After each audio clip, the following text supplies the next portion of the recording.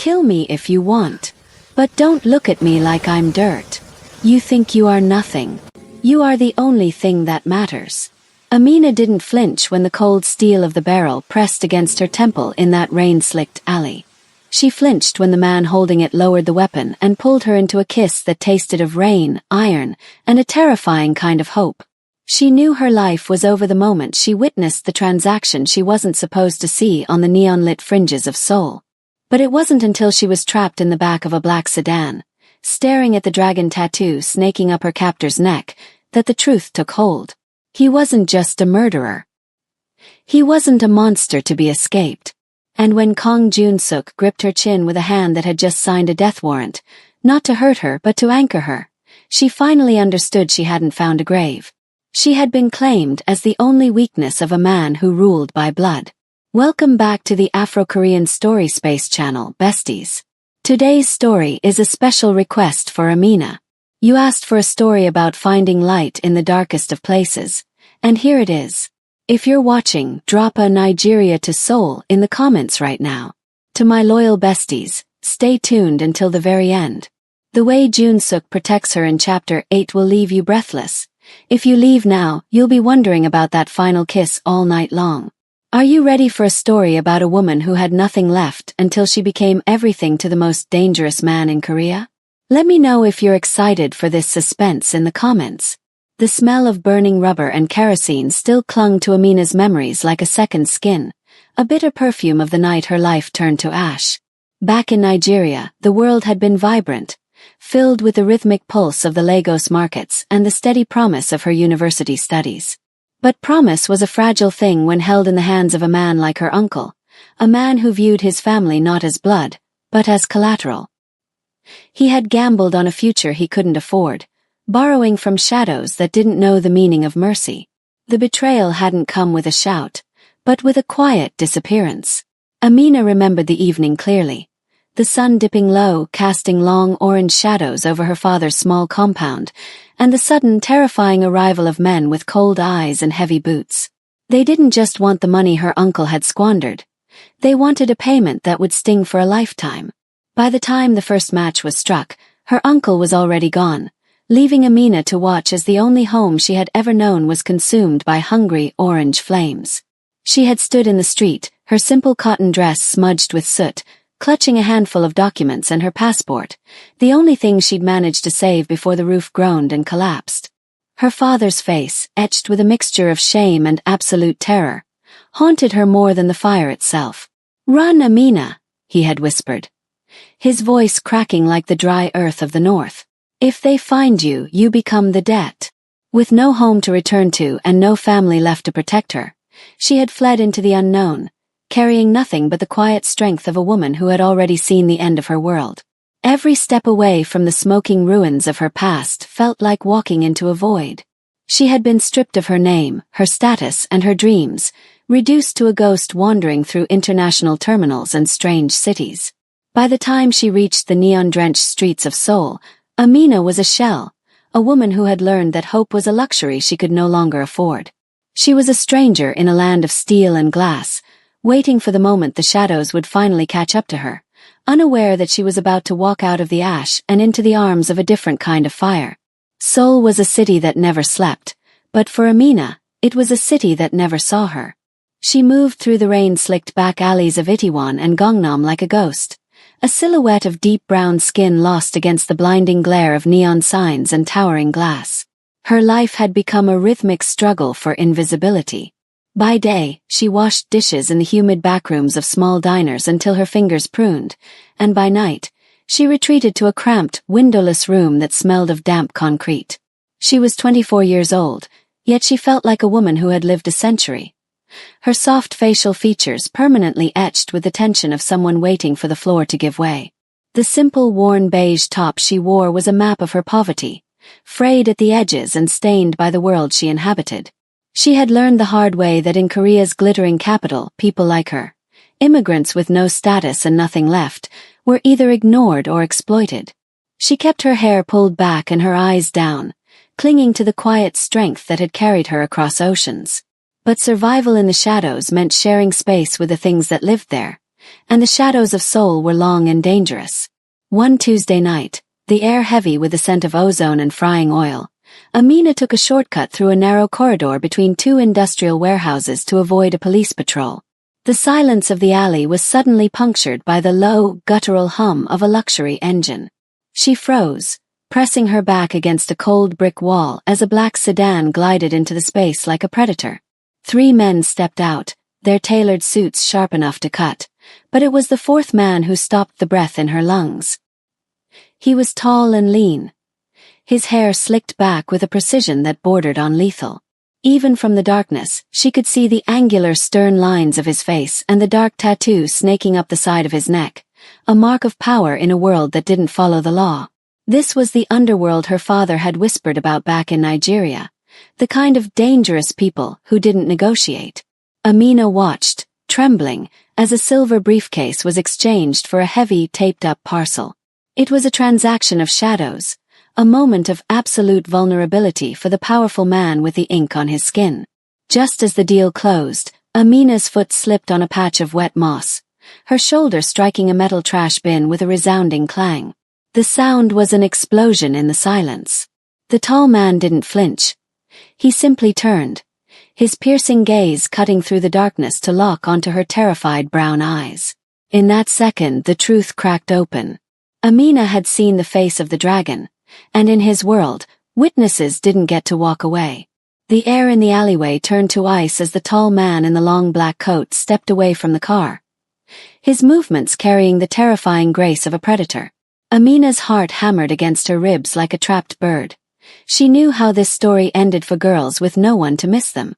One of the men in suits reached into his jacket, his intent clear, but a sharp single-word command in Korean stopped him in his tracks. Kong Jun-suk approached her, his shadow stretching long over her worn trousers and trembling frame. Up close, he was even more intimidating. His face was a mask of cold authority, his hair slicked back with a precision that felt like a blade. The tattoo on his neck pulsed as the muscles in his jaw tightened. He stopped inches from her, close enough for Amina to smell his expensive cologne and see the sharp, calculated intensity in his eyes. He studied her, not as a person but as a problem to be solved. "You saw," he said, his voice a deep, resonant rasp that vibrated in her chest. Amina lifted her chin, her dark fingers clutching the edge of her beige top. "I saw nothing," she whispered, her voice cracking but her gaze refusing to drop. "I am nothing. Just let me go." Something flickered in Jun-suk's stern expression, a spark of amusement or perhaps a recognition of the quiet strength she carried despite her rags. He reached out, his gloved hand catching her jaw. His grip was firm, a gesture of absolute possession rather than affection. He didn't see a witness to be eliminated. He saw a rarity, a woman who looked at him with terror but didn't beg. "Nothingness is a dangerous thing to be, Amina Okafor," he murmured, reading the name from the ID card one of his men had snatched from her fallen bag. He leaned in, his face inches from hers, his presence an overwhelming force that made her pulse do strange things. "The men I work with would burn you just to see the light. But I think I have a better use for you." He didn't give her a choice. With a subtle nod to his subordinates, he guided her toward the black sedan. It wasn't a kidnapping in the traditional sense. It was a claiming. As the car door clicked shut, sealing her into a world of leather, silence, and the scent of danger, Amina realized her life of hiding was over.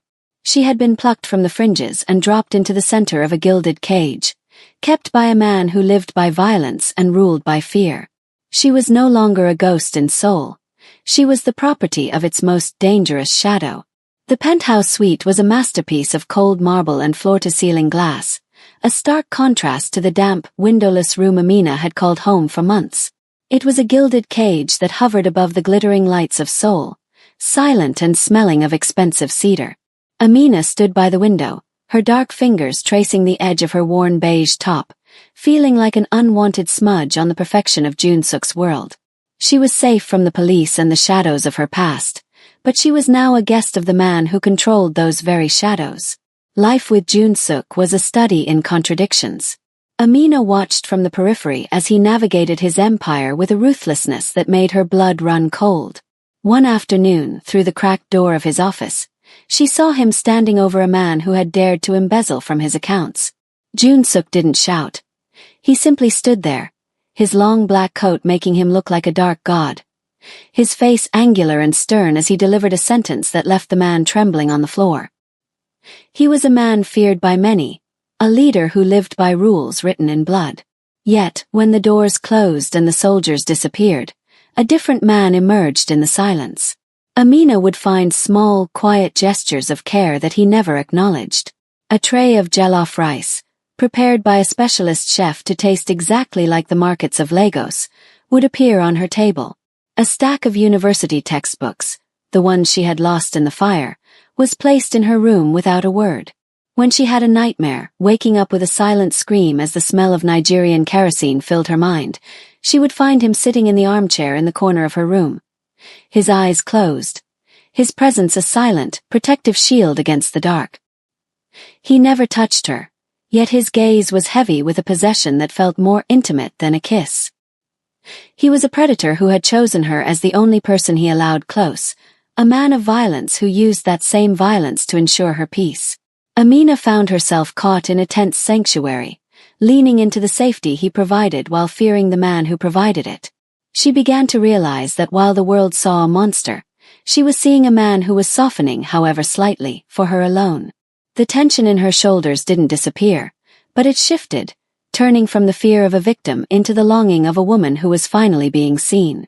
The golden luxury of the penthouse soon revealed its hidden edge, a sharp reminder that safety in a world of violence was merely a different kind of peril.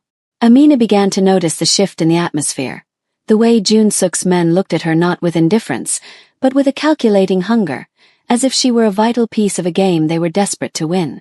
She was no longer just a witness he had claimed.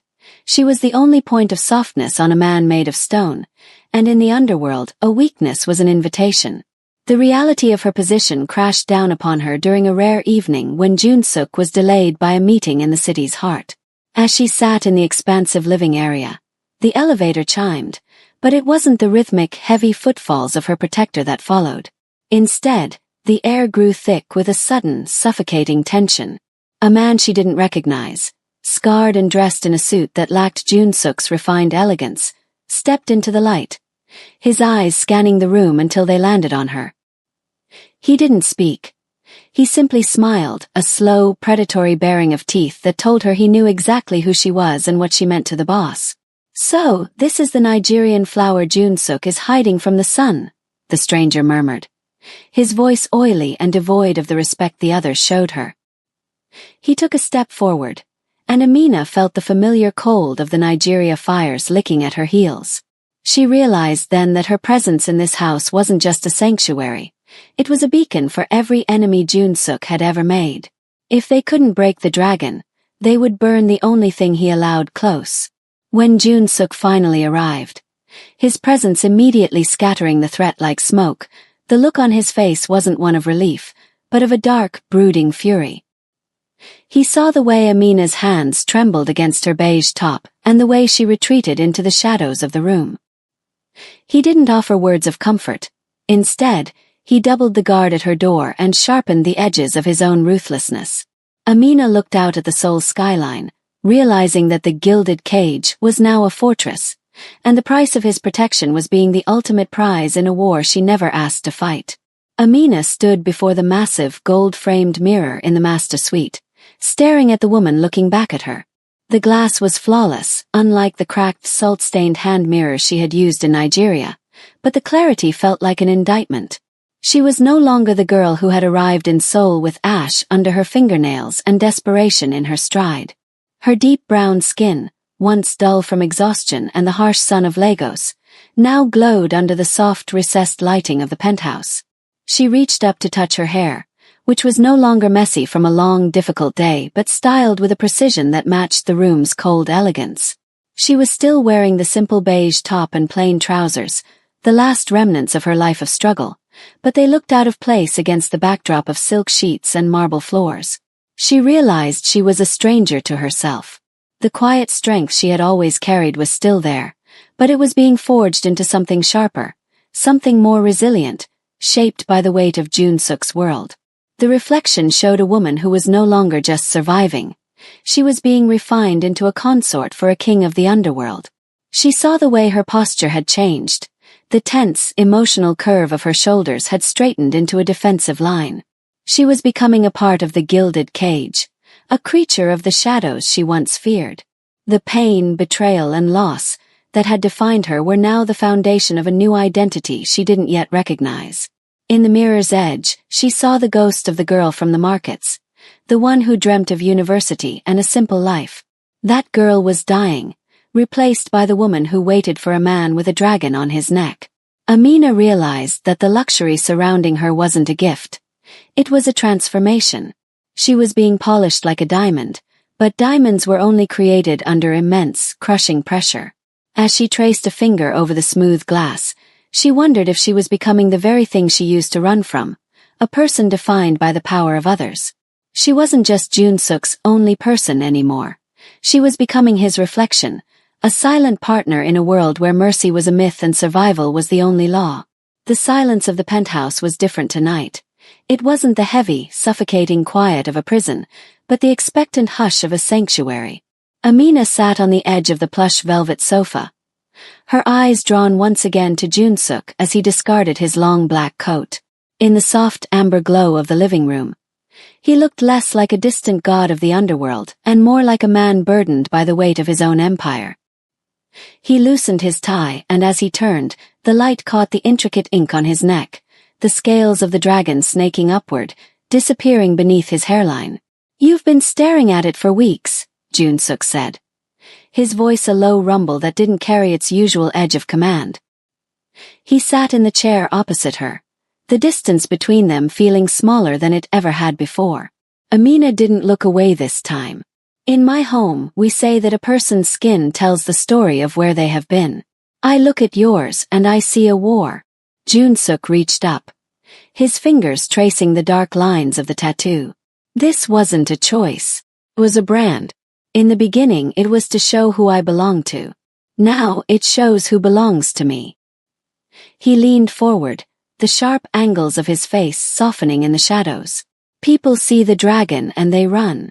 They think it's a symbol of power. They don't realize it's actually a map of every scar I've had to cover up." Amina felt a sudden, sharp pang of recognition. She looked down at her own hands, the hands that had clutched her passport while her home burned, the hands that had scrubbed floors in the dark to stay alive. "I don't have ink," she whispered, "but I am covered in maps too. My scars are just on the inside. They are made of fire and the faces of people who walked away when I needed them most." For the first time, Jun-suk's gaze wasn't one of possession, but of profound understanding. He saw the pain, betrayal, and loss she carried, and he didn't try to fix it. He simply acknowledged it. "The world thinks because we have survived, we are made of stone," he murmured, his eyes locking onto hers with an intensity that made her breath hitch. "But the dragon only bites because it is protecting a heart that was broken long ago." In that moment, the gap between the Nigerian woman with nothing and the Korean boss with everything vanished. They were just two survivors sitting in a glass tower, recognizing the ghosts they both carried. Amina realized that the dragon wasn't just a mark of the Mafia. It was a shield, much like the quiet strength she wore every day. As the night deepened, the air between them shifted, no longer filled with the static of fear, but with a heavy, undeniable pull of two broken things finally finding a piece that fit. The sirens wailing in the distance were the only warning before the glass of the balcony door shattered, spraying the marble floor with diamond-like shards.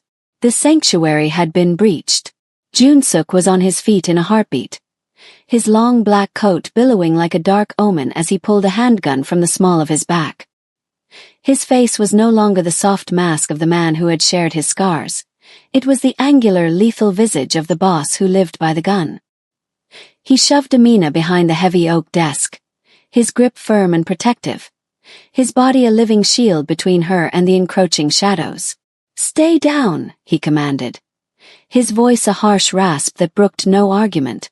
But as the door to the suite kicked open and the flash of gunfire lit the room in strobe-like bursts, Amina didn't feel the paralyzing terror that had defined her night in Nigeria.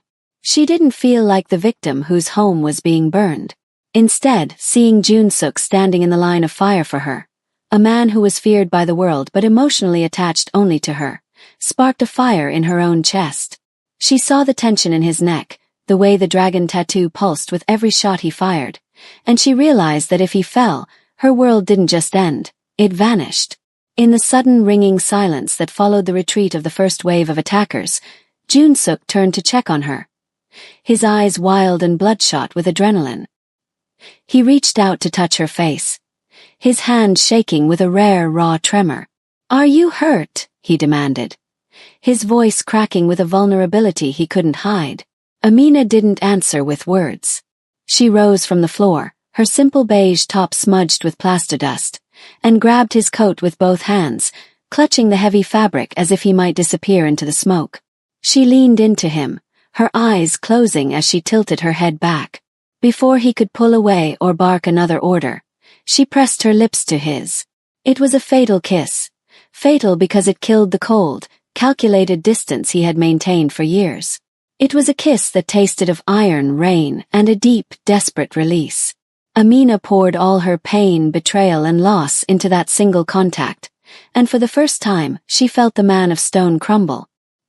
His grip on her waist tightened, his fingers digging into her skin not with the coldness of possession, but with the heat of a man who had finally found the only person he allowed close. The icy exterior of the Korean Mafia boss shattered more completely than the glass on the floor, leaving behind only the man who would burn the world down to keep her safe.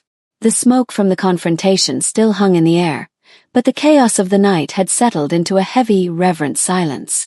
Amina stood at the floor-to-ceiling window of the penthouse, the morning sun beginning to crest over the Seoul skyline, painting the city in shades of rose and gold. She was no longer wearing the beige top.